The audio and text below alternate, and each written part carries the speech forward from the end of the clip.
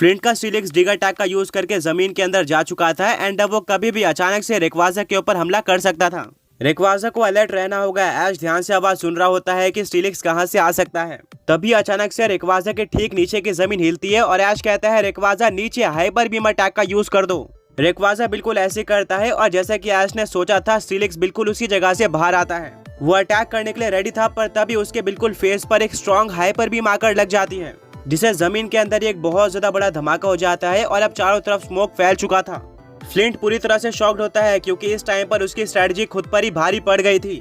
धीरे धीरे करके पूरा धुआं क्लियर हो जाता है पर स्टीलिक्स बैटलफील्ड पर कहीं पर भी देखने को नहीं मिल रहा था। शायद वो गड्ढे के अंदर हो सकता है। रेफरी बैटलफील्ड पर आ जाता है और उस गड्ढे में चेक करता है एंड स्टीलिक्स वहीं पर था। उसकी आंखें बंद हो चुकी थी, यानी कि वो आगे बैटल करने के काबिल नहीं था। इस फाइट को रेक्वाजा ने बहुत आसानी से जीत लिया था। फ्लिंट काफी नर्वस हो जाता है, फिर भी वो अपने स्टीलिक्स को पोकीबॉल के अंदर वापस लेता है एंड अपने सेकंड पोकीबॉल को बाहर निकाल कर कहता है कि तुम्हारे सामने एक जायंट पोकेमॉन है जिसको अच्छे पोकेमॉन डिफीट नहीं कर पाए हैं, पर फिर भी मुझे तुम्हारे ऊपर भरोसा है। अगर तुम रेक्वाजा को डिफीट कर देते हो तो यह तुम्हारे पूरे जर्नी की सबसे ज्यादा बड़ा रिकॉर्ड होने वाला है। एरोडेक्टाइल बाहर आ जाओ। तो फ्लिंट का सेकंड पोकेमॉन था एक रॉक और फ्लाइंग टाइप का फॉसिल पोकेमॉन एरोडेक्टाइल।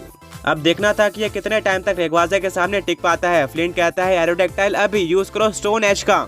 एरोडेक्टाइल जमीन से काफी सारे बड़े और नुकीले पत्थर समन करता है जो कि रेक्वाजा की तरफ बढ़ रहे होते हैं। ऐश कहता है रेक्वाजा डॉज मत करो बल्कि काउंटर करो एक्सट्रीम स्पीड अटैक के साथ। रेक्वाजा बिल्कुल ऐसे करता है। सारे के सारे पत्थर रेक्वाजा के एक्सट्रीम स्पीड से टकराकर टूट जाते हैं। रेक्वाजा को इन पत्थरों से कोई भी फर्क नहीं पड़ता है। एरोडेक्टाइल ने ऐसा कुछ कभी भी नहीं देखा था। इतने में ही बिजली के रफ्तार से रेक्वाजा का एक्सट्रीम स्पीड अटैक एरोडेक्टाइल के ऊपर लग जाता है, जिससे एरोडेक्टाइल काफी जोर से स्टेडियम के वॉल पर जाकर टकराता है और दोबारा खड़े नहीं हो पाता, यानी कि वो भी ये बैटल हार गया था। कुछ ही मिनट्स के अंदर रेक्वाजा ने फ्लिंट के 2 पोकेमॉन्स को एलिमिनेट कर दिया था। एंड हम ये भी नहीं भूल सकते कि ये वही फ्लिंट है जो कि सीनो के टॉप 3 स्ट्रॉन्गेस्ट पोकेमॉन ट्रेनर्स में से एक माना जाता है।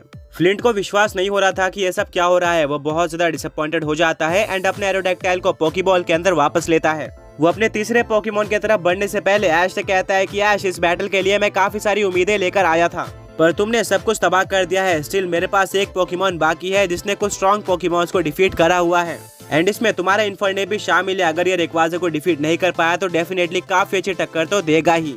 इन्फर्नेप बाहर आ जाओ। फाइनली फ्लिंट का सबसे ज्यादा स्ट्रॉन्ग और एस पोकेमॉन बैटलफील्ड पर आ चुका था। फ्लिंट रेक्वाजा से बैटल करने के लिए रेडी होता है, पर तभी ऐश एक काफी ज्यादा अजीब फैसला लेता है। वो अपने इतने ज्यादा अच्छे परफॉर्म करने वाले रेक्वाजा को पोकेबॉल के अंदर वापस ले लेता है, यानी कि वो पोकेमॉन स्विच कर रहा था। मिस्टी कहती है ब्रॉक, ऐश को इसकी क्या जरूरत थी। रेक्वाजा काफी अच्छे फ्लो में लग रहा था एंड डेफिनेटली उसको इस बैल को खत्म करने में ज्यादा टाइम नहीं लगता। ब्रॉक कहता है शायद ऐश के दिमाग में कुछ और चल रहा हो। सारे के सारे पोकेमॉन ट्रेनर्स काफी सस्पेंस में होते हैं कि अब ऐश किस पोकेमॉन को बाहर निकालने वाला है। ऐश अपने जेब से एक पोकेबॉल बाहर निकालता है और कहता है फ्लिंट, मेरा ये पोकेमॉन काफी टाइम से इस मूवमेंट का वेट कर रहा था। मेरे पास इतने सारे स्ट्रॉन्ग पोकेमॉन रहे हैं पर शायद ही कोई पोकेमॉन इतनी ज्यादा मेहनत करता होगा दिन ब दिन और भी स्ट्रॉन्ग बनने के लिए। इन्फर्नेप बाहर आ जाओ। इन्फर्नेप को देखते ही पूरे के पूरे ऑडियंस में शोर मचना स्टार्ट हो जाता है। अनाउंसर कहता है ये क्या, यानी कि हमें काफी लेजेंडरी बैटल देखने को मिलने वाली है 2 इन्फर्नेप के बीच में। दोनों ही काफी वेल ट्रेंड है और इससे पहले इन दोनों के बीच में बैटल भी हो रखी है जहाँ पर फ्लिंट का इन्फर्नेप जीत गया था। डेफिनेटली उसका कॉन्फिडेंस फ्लिंट के पास होगा, पर फ्लिंट के फेस को देखते हुए ऐसा नहीं लग रहा था। उसको भी पता था कि ऐश के इन्फर्नेप में कितनी ज्यादा पोटेंशियल है और अभी तक दोनों पोकेमॉन्स की स्ट्रेंथ काफी ज्यादा बदल चुकी है। ऐश कहता है मुझे तो नहीं, पर मेरे इन्फर्नेप को बदला लेना काफी ज्यादा पसंद है। फ्लिंट, क्या तुम रेडी हो? फ्लिंट के थोड़े पसीने छूट रहे होते हैं बट फिर भी वो कहता है कि हाँ ऐश, मैं पूरी तरह से रेडी हूँ। रेफरी कहता है ठीक है, तो अभी बैटल को शुरू किया जाए। आगे बढ़ने से पहले पिछले पोकी क्विज के विनर्स ये रहे एंड आज का क्वेश्चन ये है कि ओवरग्रो ये एबिलिटी ऐश के किस पोकेमॉन के पास दिखाई गई है। ऐश और फ्लिंट दोनों ही अपने अपने इन्फर्नेप को फ्लेम थ्रोअर का यूज करने के लिए कहते हैं। दोनों अटैक आपस में टकरा जाते हैं, बट यहाँ पर ऐश के इन्फर्नेप का अटैक ज्यादा पावरफुल होता है जो कि फ्लिंट के फ्लेम थ्रोअर को ओवर पावर करते हुए उसके ऊपर टकरा जाता है, जिससे फ्लिंट के इन्फर्नेप को डैमेज पड़ता है। फ्लिंट कहता है जैसे कि मैंने सोचा था, तुम्हारा इन्फर्नेप पहले से ज्यादा स्ट्रॉन्ग हो चुका है बट मेरा इन्फर्नेप भी कुछ कम नहीं है, यूज करो ओवरहीट का। फ्लिंट का इन्फर्नेप एक काफी स्ट्रॉन्ग ओवरहीट का यूज करता है। काउंटर में ऐश अपने इन्फर्नेप को फ्लायर ब्लिट्स यूज करने का ऑर्डर देता है।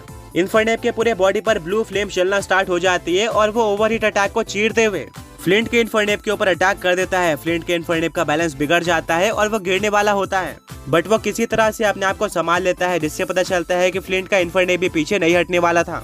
अब ऐश अपने इन्फर्नेप को मार्क पंच यूज करने का ऑर्डर देता है। वहीं पर फ्लिंट कहता है इन्फर्नेप काउंटर करो फायर पंच के साथ। दोनों पोकेमॉन्स के अटैक टकरा जाते हैं, पर पिछले 2 बार में हमें जो देखने को मिला था वही रिपीट होता है। ऐश के इन्फर्नेप का मार्कपन ज्यादा पावरफुल साबित होता है, जिससे फ्लिंट का इन्फर्नेप जमीन पर गिर जाता है एंड उसको डैमेज सहना पड़ता है। ऐश के इन्फर्नेप के सामने वो ज्यादा स्ट्रॉन्ग नहीं लग रहा था। बैटल काफी देर तक चलती है और लास्ट में ऐश का इन्फर्नेप फ्लेम व्हील का यूज करके फ्लिंट के इन्फर्नेप को हरा देता है। हाँ, उसको ब्लेज एबिलिटी यूज करने की जरूरत भी नहीं पड़ती है। रेफरी कहता है फ्लिंट का इन्फर्नेप आगे फाइट नहीं कर सकता एंड इसी के साथ फ्लिंट के तीनों पोकेमॉन हार चुके हैं, उसके पास कोई भी पोकेमॉन नहीं बचा हुआ है।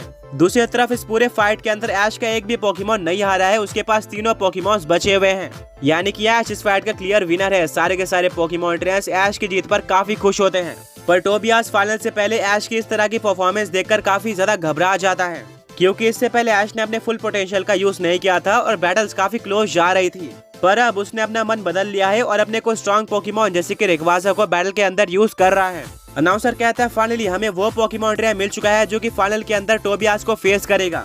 वो कोई और नहीं बल्कि ऐश केचम है, बट उससे पहले मैं फ्लिंट को अप्रिशिएट करना चाहूंगा। वो दोबारा से टॉप 3 में आया है एंड इस बार उसने सिंथिया को भी डिफीट किया है। क्या पता अगर इस बार ऐश पार्टिसिपेट नहीं करता तो वो इस टूर्नामेंट को जीत भी जाता। सारे पोकेमॉन ट्रेनर्स खड़े हो जाते हैं और फ्लिंट के लिए ताली बजाते हैं। फ्लिंट काफी इमोशनल हो जाता है। वो कहता है इस बार मुझे लगा था कि मैं ये टूर्नामेंट जीत जाऊंगा, बट कोई बात नहीं, अगली बार मैं इस टूर्नामेंट को जरूर जीत के दिखाऊंगा। ऐश भी फ्लिंट से हाथ मिलाता है और कहता है दोस्त, तुम्हारी परफॉर्मेंस बैटल जोन में काफी कमाल की थी, मैं तुमसे दोबारा बैटल करना जरूर पसंद करूंगा। ये सुनकर फ्लिंट काफी ज्यादा खुश हो जाता है एंड वो ऐश को थैंक यू बोलकर स्टेडियम से बाहर चले जाता है। अनाउंसर कहता है अब ऐश और टोबियास की फाइनल बैटल कल होने वाली है। उनके पास काफी टाइम है अपोनेंट को एनालाइज करके अपनी स्ट्रेटेजीज बनाने का एंड कौन से पोकेमॉन चुनने हैं वो डिसाइड करने के लिए। ऑल्सो फाइनल बैटल के अंदर एक चेंज होने वाला है। बैटल जोन के बाकी सारे फाइट्स की तरह ये फाइट भी 3-on-3 होने वाली है, जहां पर ऐश और टोबियास दोनों ही 3 पोकेमॉन्स का यूज कर पाएंगे। पर चेंज ये है कि इस फाइट के अंदर एक फेनोमेना अलाउड होगा। ऐश और उसके फ्रेंड्स को लगता है कि हो सकता है कि हर बार फाइनल में कुछ न कुछ चेंज किया जाता होगा। ये नॉर्मल है, पर सीनो के पोकेमॉन ट्रेनर शॉक हो जाते हैं क्योंकि इससे पहले फाइनल में कोई भी बड़ा चेंज नहीं किया गया था। फाइनल की बैटल बिल्कुल उसी तरह से होती थी जैसे कि बैटल जोन की बाकी सारी बैटल्स हुई है।